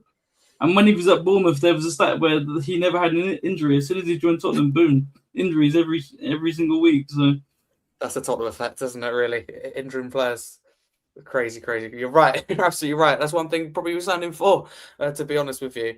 Alfie, I know how you feel about this, but for the viewers that do not, you never have it in between. You go full on, one way or another. So go on, talk to me. You're thinking behind this. Get rid of Solanke. Let's save the NHS some money. Let's get rid of Solanke. Richarlison does more in the squad, I think, than Solanke does when he plays. He's a maverick. He's something you want in the squad. It'll help our foreign quota. No, it won't. That's a lie. Foreign quota is probably the only problem, to be fair. But he scores goals even when he shouldn't. I mean, in pre-season, he's been scoring the goals. Solanke's been nowhere to be seen. He's in the NHS wards, I think. So, yeah, keep Richarlison, sell Solanke. He's English. You probably get more money for him. So, yeah, that's my take. Thank you, Wheelsy, for proving my point. Everyone loves Richarlison. My pleasure, mate. You give something, Alfie, to you asked for it, Harry. I did it. Yeah, you asked for it. That's fine. I guess there's on a different note. I still think we have enough to get result versus Brentford on Saturday, even if Richie Tell and Moore are the front three. Dustin, saving you to last, Richarlison and Solanke. Which one would you keep? Which one would you sell? If they're both fit, then you would say Solanke plays closer to De Zerbi's style in terms of being a connector. He's looking for a connector that, brings in the wingers and creates space for himself. But if you look at the injury record, I just don't know what Solanke comes back to. So if you're talking about if we are going to sign a striker and there's someone that comes in as backup, then I think Richarlison fits better as the striker that you bring in to close out games. I don't think that that's necessarily Solanke, because Richarlison would be the one that, when you're closing out games, you send him to chase balls, win fouls, do that Aggie stuff. But I just don't think Solanke can stay fit. So I think you sell Solanke, send him to the NHS, as Alfie says, get some money for him because he's English, and then get a striker. But I don't think Richarlison, keep Richarlison, but he should not be first choice. Keep Richarlison to come in off the bench. So if the Everton interest is true as reported, Dustin, would you reject Everton, or is there any price you think it should be considered? Being reported that Tottenham's valuation is 40 million. So if an offer comes in 40 million plus for Richarlison, should Tottenham be tempted, even despite what you say? You should sign a striker first. So I think my point is that we need to sign the striker first, because we're already going to pay inflated prices. If you sell one of your only two recognized strikers, then the price for when you go to buy a striker, the price for a striker will go up, because we know you need a striker. So we should buy a striker first and then have the luxury of time to sell and not be over a barrel when that happens. Great thinking. I like that. Final talking point then before we end, and that is, who's the striker, if any, at all, that appears for the end of the window? Fabrizio Romano saying that we want Savinho, Gakpo, and a striker. And when his first round questioned, is Gakpo just that striker? Do you realise? He said no, and a very just a no on its own. Interesting to see. And that comments that Fabrizio Romano's replied to this summer. A lot from Spurs fans, actually, in recent days, saying that no, it's Savinho and Gakpo and a striker, suggesting 3-4 players could come in a week and a half. Interesting whether that will happen or not. Alfie, so if this is true, Savinho on top of your best friend Cody Gakpo, who could the striker be, and who do you want the striker to be? I'd love it to be Victor Osimhen, but not only is that really unrealistic, it's incredibly unrealistic on top of Savinho and Gakpo. I think Haaland could be. No, I'm joking. We got the money. We got the money for it. Yeah, we do, apparently. A couple of people keep saying Kane. I can't get away a day at the moment without someone saying Kane. I don't know why either. No. He's got more chance to sign a contract. I mean, he's the best striker in the world, but let him do. He's give us two. Well, Kane says his contract's not being signed yet. It's signed for the next week or two. So I think people putting two and two together maybe. No, of course. I mean, I think Harry Kane's given a lot to his club. I think we need to let him have his time away from the club. There's not really much I can think of, really. I'd have said Ferran Torres, to be honest, but PSG ruined my dreams of that. I don't know. Come back to me if that's all right. I actually don't know. That's a first. I know, it's weird, isn't it? No, it's fine. It's difficult, isn't it? Very, very difficult. Wheelsy, what about you for strikers? Dustin's got stuff on display here. What about for you? Any preference? Mine personally would be Victor Osimhen, but I recognise that is unlikely. So anyone for you? Maybe a one that is a little bit more unrealistic, but you'd like to see at Tottenham? I mean, apart from Osimhen, I don't really know who's in the market, but I think I have to agree with Robbie in the chat. I would go for Igor Thiago personally, because Brentford are a force to be reckoned with at the minute. And if we could take Igor Thiago away from that team, we'd actually stand a chance against them on Saturday. So, I think Igor Thiago is a good goal scorer, and I think he'd fit right into the squad. Any concerns of him being a one-season wonder, to play devil's advocate? That some would argue Solanke's been that one solid season with Bournemouth, didn't work out. Apart from that, certainly not with us so far. Certainly not at Liverpool before that. So any concerns that Thiago could drop off after this? See, I'm not really too much of a superstitious person. If he is a one-season wonder, we took a gamble. It didn't work out. So be it. We go again next season. But if it were down to form and everything, I would take an Igor Thiago, because what was he, second behind Haaland last season for Golden Boot for a Brentford side, which is very impressive in itself. So I'd definitely take Igor Thiago, and he would be within the budget as well. Certainly take him over what we've got, right? And that is often what we lead back to. And someone say, "Oh, you're not being ambitious enough." But look, time is running out. I just think Tottenham have to sign somebody. Of course, having someone like take up a squad space that isn't great, is not ideal, but within reason, Tottenham have to take the risk. Absolutely. Wheelsy, thank you very much. Why Alfie is thinking. Dustin, you got a graphic up on screen. Briefly talk to us about that. And Victor Osimhen, because you know far more than me. I know that the wage is a barrier. I know that transfer fees are a barrier, potential tax is a barrier, and it could mean that no or less winger budget. Is there any chance you think that Tottenham do at least give it everything for Victor Osimhen? Arsenal reportedly interested. I look. The wages that you have to pay Osimhen to come are insane just because of how tax works in Turkey. So basically, the club pays his tax for him. So for him to not take a pay cut, he'd have to be on like 500 plus a week, which is an insane wage level. And even though we're breaking our wage structure now, to have a person come into your team, it just breaks team harmony to have like you're on 150,000, like 150 million more than me. It's insane. So I think that as much as I would like Victor Osimhen, and I think we will win the league if we have Victor Osimhen, but I just don't think that's going to happen. So from my perspective, I think the best chance, or rather, we were going for Krupi, and that's the reason I've added him here, even though he's injured, so that we can see who fits that shape best. And if you look at Krupi, he's the green thing here. You'll see that like one thing that he does, and this is how you tell what De Zerbi is looking for. He's looking for someone that is decent on recoveries because that's pressing. And then in terms of like short ending carries, progressive carries, and chances created. So he's looking for a connector, not just a striker that bangs in goals like a poacher, but a striker that also brings his teammates into play. So from that perspective, you know, Krupi is good at that. But Endrick would basically kind of do what Krupi does as well. And for all the other strikers, they're like recoveries wise, Endrick is also there.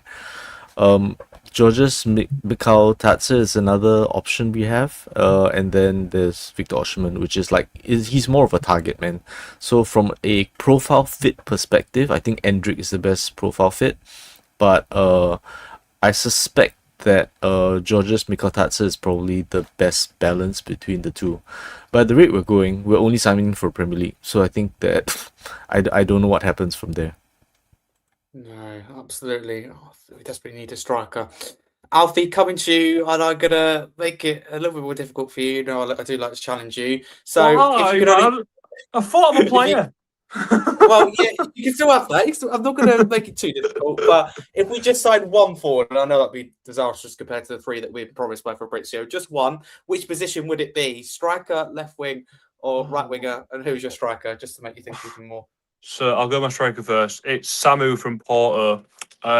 He's currently injured until October, but it's not as drastic as... Yeah, it's fit right in. No, Samu from FC Porto. He's scored 47 goals in 77 games for Porto. 22 years of age, Spanish. An absolute unit. Can hold the ball up. He reminds me a bit like Solanke, but obviously more gifted. But yeah, I like Samu. I try to watch a lot of Porto games, to be fair. Which one's Samu? Who did he put him in? No. So yeah, I think I like Samu in striker. He wouldn't cost us a lot, I don't think, either. Hopefully. So it should be... Where is it? Samu... Where is he not on there? Yeah, bottom one. Right at the bottom, Dustin. That one. Yes, that's it. Is he green? Nice. Yeah, I like Samu. He's young. He's exciting. So yeah, for me, I like Samu. Or Endrick. Again, I like him. So that's a bit more of an unrealistic one, though. So who would I rather sign? A left winger, striker, or a right winger? Tell's competent enough, I think, going into this season. I think he's going to have a great season. Kudus, it depends on the injury. He's played no minutes of pre-season. That's the issue with Kudus. No minutes at all. That's the problem. That's what worries me. Kulusevski won't be... I don't think he'll come back to his best, unfortunately. Striker. I think realistically it's got to be striker on it, to be honest, unfortunately. I do think Richarlison's was going to say no faith in Richarlison after beginning. I do have a lot of faith in him. I think a good number 9 wins you a league title or wins you a domestic trophy. I think if you've got terrible wingers and they can just whip a ball in, the striker will get to it. We did it with Kane. He's had all sorts of winger options apart from Son, of course, and he did the business. So for me, I think having a good number 9 is the most important for me. So yeah, be a 9. So I won't get Savinho, unfortunately, in this world. Sorry, my tough question. Hopefully we still do, but we need to sign him after all of Yeah. this. So the players desperate for it. We're desperate for it at this point. We're just desperate for an attacker. Let's just be honest about it. But that wraps us up for this episode of Scarfey Spurs. Wheelsy, firstly, thank you so much for coming in. Apologies that it was a long one. Where can people follow you on social media? They should know by now, but for the people that don't know, where can they find you? And also talk to people about your server. Thank you so much for having me back on, Harry. It's great to be back talking Spurs after months of not being on. I think I need to do this way more often and get back into the swing of talking Spurs. And you can find me at Alex Wheelsy on all socials, TikTok, X, Instagram, everything. And Harry's partnered with my server, Everything Spurs. It's a social platform for all Spurs fans. We're currently at 11,400 members, which makes it the biggest Tottenham Hotspur community on the platform. So come and join discord.gg/guys. We will love to see you there. Absolutely. Make sure to head over to Everything Spurs on Discord and join. You can find the link, invite link in our own description as well. Wheelsy, thank you so much and keep up the amazing work. Hopefully a good season for yourself, for the server and for Tottenham 100%. ahead. Absolutely. Alfie as well, thank you so much for coming on and for putting up with me once again. That's a challenge and an achievement in itself. Where people follow you on social media? Oh, I love it. I love it when you challenge me to be fair on these. There's some funny questions and tough questions, but they need to be answered. So yeah, you can follow me on Twitter, Instagram, YouTube, TikTok. I'm absolutely everywhere now. And my @ is let me see if I can get it right this week. Oh, I've done it again. That way. You got it wrong. I'm never gonna get it right. You can see it. ABTHFC on all platforms. Thanks for having me again, Harry, and we hope to see you again soon when Savinho signs. Absolutely. He's going to sign before you get it right with pointing, I think, to your Probably. We keep saying that. It will happen. I said it to you last month, and I meant it jokingly, but I mean it genuinely now. No, it's genuine now, yeah. Do. It's genuine. But on a serious note, always a pleasure to have you, Alfie. And I'm surprised you didn't use your normal line, Northern representation on the podcast. They all know the King in the North. They'll call me the King in the North on this podcast, don't you worry. Not Andy Burnham, it's Alfie, that's for sure. That is the King of the North. Dustin, thank you so much for coming on Scarfey Spurs once again. Get up so early in the morning. Tell people what time it currently is now in Singapore and also where people can follow you across social media. Thank you as always. It's 10 minutes to 4 a.m. But I can still do this. Oh, whatever. Whatever. Love it. That's absolutely fantastic. Oh, boys, thank you so much. And a big thank you also to Jack earlier for coming on. A big thank you to those listening live on YouTube who tried to answer as many of your questions as always. Thank you if you put your trust in us for the first time. Thank you if you've come back once again. Really do appreciate it. Another good episode of I May Say So myself. But for now, a massive come you Spurs, and we'll see you Thursday for the podcast as we preview Brentford. Up Spurs. Give us the bombas.